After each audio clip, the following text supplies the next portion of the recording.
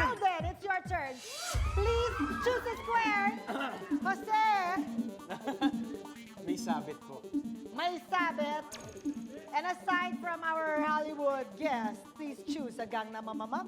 Brad Pitt. Alien, Yes. here's your question. May sabit. Ayon sa research, ang mga lalaking may kalaguyo o kabit ay mas malaki ang chance na mamatay dahil sa ano?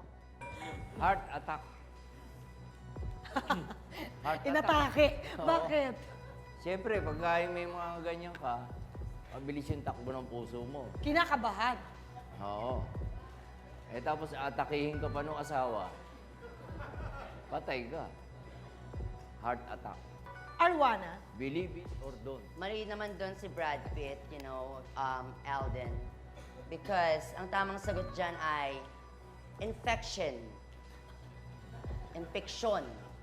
Oo, ito yung madalas mangyari. It's either magkaroon ka ng infection sa lungs, o kaya sa pancreas, ganyan. Kasi, yeah, totoo, Alden. Yes. oy, okay lang. Tumatawa siya, ha? I believe. Tumawa ka lang, baby. Bakit Tawa kasi. Pag yun, di ka nagagalit. Nakaka-enhance pag tumatawa siya. So, ayan, infection. It starts with affection, syempre, sa magiging kabit mo. And then followed by infection. And then, syempre, pag nagka-infection ka, there's a cure. Injection. You choose. Infection. Jose, Wala. wala naman. Wala. Normal lang. Wala lalaking mamamatay dyan pag meron kang kabit o kalaguyo. Wala. O, dito, dami dito. Eh, o. Saan dyan? Sige, mamatay na may kabit. O, wala naman, o. Hala, yung cameraman, nahimatay. Nahimatay yung isang cameraman. Wala yan. Wala. Alden, sa sagot na heart attack, is it a fact or a bluff? It's a bluff. Nako. Bluff na bluff na? Bluff na bluff. Tama ba yan, Black Part? Please reveal!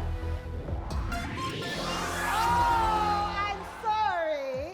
Because this is the fact. Sa isang study na isinigawa sa University of Florence in Italy, natuklasan ang mga lalaking may kabit at nanloloko ng asawa ay higher ang chances na mamatay dahil sa tama naman ang alien heart attack. Naku, mag-ingat ka! Seryoso.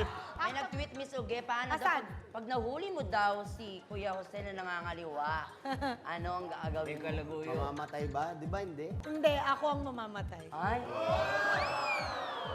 Sa lungkot. Ay!